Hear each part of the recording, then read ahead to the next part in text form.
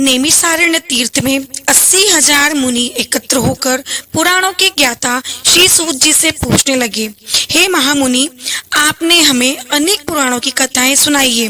अब कृपा करके हमें ऐसा व्रत और कथा बताएं जिसके करने से संतान की प्राप्ति हो तथा मनुष्य के रोग, शोक, अग्नि और सभी प्रकार के दुखों का भय दूर हो, क्योंकि कलयुग में सभी जीवों की आयु बहुत कम है। फिर इस पर उन्हें रोग और चिंता के कष्ट अलग लगे रहेंगे, तो फिर वह श्री हरि के चरणों में अपना ध्यान कैसे लगा सकेंगे। इस पर श्री सूत जी बोले, हे मुनियों, आपने लोक कल्याण के लिए बहुत ही उत्तम बात पूछी है। एक बार युधिष्ठिर ने भगवान श्री कृष्ण से लोक कल्याण के लिए यही प्रश्न किया था। भगवान श्री कृष्ण और युधिष्ठिर का संवाद तुम्हारे सामने कहता हूँ, ध्यान देकर सुनना। एक समय पांडवों की सभा में श्री कृष्ण भगवान बैठे हुए थे। तब युधिष्ठिर ने भगवान श्री कृष्ण से प्रश्न किया, हे प्रभु, आपने मेरे लिए अनेकों कथाएं सुनाई है। आज आप कृपा करके ऐसा व्रत तथा ऐसी कथा सुनाएं जिसके करने से मनुष्य को रोग, चिंता का भय समाप्त हो जाए और निसंतान व्यक्ति को संतान की प्राप्ति हो। हे प्रभु, बिना पुत्र के यह जीवन व्यर्थ है। पुत्र के बिना मनुष्य नरकगामी होता है। पुत्र के बिना मनुष्य पितृऋण से छुटकारा भी नहीं पा सकता और न ही उसका पुनः नामक नरक से द्वार उद्धार हो सकता है। अतः पुत्रदायक व्रत तो आप मुझे निश्चय ही बतलाइए। श्री कृष्ण भगवान बोले, हे राजन, मैं एक प्राचीन इतिहास सुनाता हूँ, आप उसे ध्यान पूर्वक सुनना। कुंडलपुर नामक एक नगर था। उसमें नंदा नाम का एक ब्राह्मण रहता था। भगवान की कृपा से उसके पास सब कुछ था, फिर भी वह बहुत दुखी था। इसका कारण यह था कि ब्राह्मण की स्त्री सुनंदा के कोई भी संतान न थी। सुनंदा पतिव्रता नारी थी, पति पूर्वक श्री हनुमान जी की आराधना करती थी। मंगलवार के दिन व्रत करके अंत में भोजन बनाकर हनुमान जी का भोग लगाने के बाद स्वयं भोजन ग्रहण करती थी। एक बार मंगलवार के दिन ब्राह्मणी ग्रह कार्य की अधिकता के कारण हनुमान जी को भोग न लगा सकी, तो इस बात पर उसे बहुत दुख हुआ। उसने कुछ भी नहीं खाया और अपने मन में प्रण किया कि अब तो अगले मंगलवार को ही हनुमान जी के भोग लगाकर अन्न और जल ग्रहण करूंगी। ब्राह्मणी सुनंदा प्रतिदिन भोजन बनाती, श्रद्धा पूर्वक पति को खिलाती, परंतु स्वयं भोजन नहीं करती और मन ही मन श्री हनुमान जी की आराधना करती थी। इस प्रकार 6 दिन गुजर गए और ब्राह्मणी सुनंदा अपने निश्चय के अनुसार भूखी प्यासी निराहार रहकर अब अगले मंगलवार को ब्राह्मणी सुनंदा प्रातः ही काल बेहोश होकर गिर पड़ी। ब्राह्मणी सुनंदा की इस असीम भक्ति के प्रभाव से ही श्री हनुमान जी बहुत प्रसन्न हुए और प्रकट होकर बोले, सुनंदा, मैं तेरी भक्ति से बहुत प्रसन्न हूँ, तू उठ और वर मांग। सुनंदा अपने आराध्य देव श्री हनुमान जी को देखकर आनंद की अधिकता से विह्वल हो श्री हनुमान जी के चरणों में गिरकर बोली, हे प्रभु, मेरी कोई संतान नहीं है, कृपा करके मुझे संतान प्राप्ति का आशीर्वाद दें, आपकी अति कृपा होगी।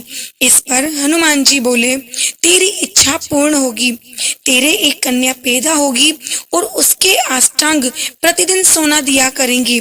इस प्रकार कहकर श्री हनुमान जी महाराज अंतर ध्यान हो गए।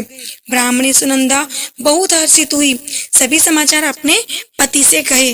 ब्राह्मण देव कन्या का वरदान सुनकर कुछ दुखी हुए, परंतु सोना मिलने की बात सुनी तो बहुत प्रसन्न हुए।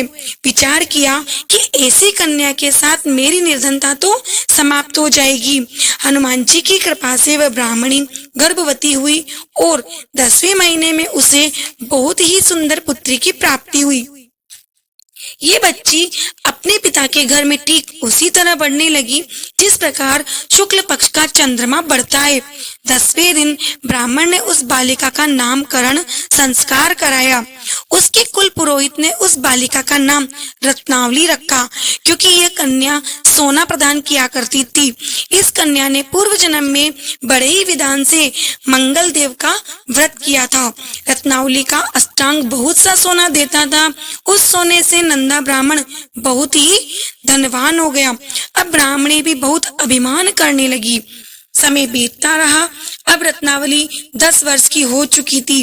एक दिन जब नंदा ब्राह्मण प्रसन्नचित्त था, तब सुनंदा ने अपने पति से कहा कि मेरी पुत्री रत्नावली विवाह के योग हो गई है, अतः आप कोई सुंदर सा योग्य वर देखकर इसका विवाह कर दें। ये सुनकर ब्राह्मण बोला, अभी तो रत्नावली बहुत छोटी है। तब ब्राह्मणी बोली, शास्त्रों की आज्ञा है कि कन्या 8वें वर्ष में गौरी, 9 वर्ष में रोहिणी, 10वें वर्ष में कन्या, इसके पश्चात रजस्वला हो जाती है। गौरी के दान से पाताल लोक की प्राप्ति होती है, रोहिणी के दान से बैकुंठ लोक की प्राप्ति होती है और कन्या के दान से इंद्र लोक के सुखों की प्राप्ति होती है। अगर हे पतिदेव रजस्वला का दान किया जाता है तो घोर नरक की प्राप्ति होती है। इस पर ब्राह्मण बोला, अभी तो रत्नावली मात्र 10 ही वर्ष की है और मैंने तो 16 साल की कन्याओं के विवाह कराए, अभी जल्दी क्या है। तब ब्राह्मणी सुनंदा बोली, आपको तो लोभ अधिक हो गया है। शास्त्रों में कहा गया है कि माता पिता और बड़ा भाई रजस्वला कन्या को देखते हैं तो वह अवश्य ही नरकगामी होते हैं। तब ब्राह्मण बोला, अच्छी बात है, कल मैं अवश्य योग्य वर की तलाश में अपना दूत भेजूंगा। दूसरे दिन ब्राह्मण ने अपने दूत को बुलाया और आज्ञा दी कि जैसी सुंदर मेरी कन्या है वैसा ही सुंदर वर उसके लिए तलाश करो। दूत अपने स्वामी की आज्ञा पाकर निकल पड़ा। पंपई नगर में उसने एक सुंदर से लड़के को देखा। ये बालक एक ब्राह्मण परिवार का बहुत ही गुणवान पुत्र था। इसका नाम था सोमेश्वर।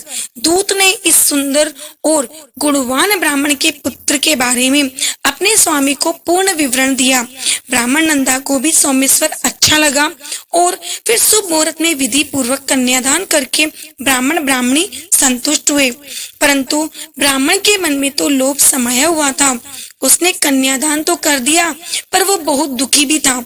उसने विचार किया कि रत्नावली तो अब चली जाएगी और मुझे इसके से जो सोना मिलता था वो अब नहीं मिलेगा।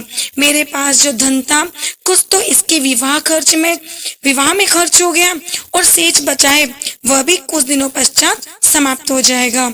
मैंने तो इसका विवाह करके बहुत बड़ी भूल कर दी। अब कोई ऐसा उपाय हो कि रत्नावली मेरे ही घर में रहे, अपने ससुराल ना जावे। लोभ रूपी राक्षस ब्राह्मण के मस्तिष्क पर छाता जा रहा था। रात भर अपनी शैया पर बेचैनी से करवटें बदलते बदलते उसने एक बहुत ही क्रूर निर्णय लिया। उसने विचार किया कि जब रत्नावली को लेकर उसका पति सोमेश्वर अपने घर के लिए जाएगा तो वह मार्ग में छिपकर सोमेश्वर का वध कर देगा और अपनी लड़की को अपने घर ले आवेगा, जिससे नियमित रूप से उसे सोना भी मिलता रहेगा और समाज का कोई मनुष्य उसे दोष भी नहीं दे सकेगा। प्रातः काल हुआ तो नंदा और सुनंदा ने अपने जमाई तथा लड़की को बहुत सारा धन देकर विदा किया। सोमेश्वर अपनी पत्नी रत्नावली को लेकर ससुराल से अपने घर की तरफ चल दिया। ब्राह्मण नंदा महालोभ के वशीभूत हो अपनी मति खो चुका था। पाप पुण्य को उसे विचार न रहा। अपने भयानक व क्रूर निर्णय को कार्य रूप देने के लिए उसने अपने दूत को मार्ग में अपने जमाई का वध करने के लिए भेज दिया, ताकि रत्नावली से प्राप्त होने वाला सोना उसे हमेशा मिलता रहे और वह कभी निर्धन न हो। ब्राह्मण के दूत ने अपने स्वामी की आज्ञा का पालन करते हुए उसके जमाई सोमेश्वर का मार्ग में ही वध कर दिया। समाचार प्राप्त कर ब्राह्मण नंदा मार्ग में पहुंचा और रुदन करती अपनी पुत्री रत्नावली से बोला, हे पुत्री, मार्ग में लुटेरों ने तेरे पति का वध कर दिया है। भगवान की इच्छा के आगे किसी का कोई वश नहीं चलता। अब तू घर चल वहां पर ही रहकर शेष जीवन व्यतीत करना जो भाग्य में लिखा है वही होगा। अपने पति की अकाल मृत्यु से रत्नावली बहुत दुखी हुई। करुण क्रंदन व रुदन करते हुए अपने पिता से बोली, हे पिताजी, इस संसार में जिस स्त्री का पति नहीं है उसका जीना व्यर्थ है। मैं अपने पति के साथ ही अपने शरीर को जला दूंगी और सती होकर अपने इस जन्म को, माता पिता के नाम को तथा सास ससुर के यश को सार्थक करूंगी। ब्राह्मण नंदा अपनी पुत्री रत्नावली के वचनों को सुनकर बहुत दुखी हुआ। विचार करने लगा, मैंने व्यर्थ ही जमाई का वध कर पाप अपने सिर ले लिया। रत्नावली तो उसके पीछे अपने प्राण तक देने को तैयार है। मेरा तो दोनों तरफ से ही मरण हो गया। धन तो अब मिलेगा नहीं। जमाई वध के पाप के फलस्वरूप यम यातना भी भुगतनी पड़ेगी। यह सोचकर वह बहुत दुखी हुआ। सोमेश्वर की चिता बनाई गई। रत्नावली सती होने की इच्छा से अपने पति का सिर अपनी गोद में रखकर चिता में बैठ गई। जैसे ही सोमेश्वर की चिता को अग्नि लगाई गई वैसे ही प्रसन्न हो मंगलदेव वहां प्रकट हुए और बोले, हे रत्नावली, मैं तेरी पति भक्ति से बहुत प्रसन्न हूँ, तू वर मांग। रत्नावली ने अपने पति का जीवन दान मांगा। तब मंगलदेव बोले, रत्नावली, तेरा पति तो अजर अमर है, ये महाविद्वान भी है और इसके अतिरिक्त तेरी जो इच्छा हो वर मांग। तब रत्नावली बोली, हे ग्रहों के स्वामी, यदि आप मुझ पर प्रसन्न हैं तो मुझे वरदान दीजिए कि जो भी मनुष्य मंगलवार के दिन प्रातः काल लाल पुष्प लाल चंदन से पूजा करके आपका स्मरण करे उसको रोग व्याधि न हो, स्वजनों का कभी वियोग न हो, सर्प अग्नि तथा शत्रुओं का भय न हो। जो स्त्री मंगलवार का व्रत करे वह कभी भी विधवा न हो। मंगलदेव तथास्तु कहकर अंतर ध्यान हो गए। सोमेश्वर मंगलदेव की कृपा से जीवित हो उठा। रत्नावली अपने पति को पुनः प्राप्त कर बहुत प्रसन्न हुई और मंगलदेव का व्रत प्रत्येक मंगलवार को करके व्रतराज और मंगलदेव की कृपा से इस में सुख ऐश्वर्य को भोगते हुए अंत में अपने पति के साथ स्वर्ग लोक को गई। जो भी व्यक्ति मनुष्य मंगलवार का व्रत करता है और कथा को पढ़ता है या सुनाता है, नियम से व्रत रखता है, उसके हनुमान जी की कृपा से सब कष्ट दूर होकर सर्व सुख को प्राप्त करता है। तो दोस्तों, ये थी आज मंगलवार की हनुमान जी की व्रत कथा और साथ में ही मंगल ग्रह की शांति की व्रत कथा। तो जो भी इस कथा को पढ़ता है, सुनता है, तो मंगल ग्रह उस पर प्रसन्न होते हैं और उसे सुफल देते हैं।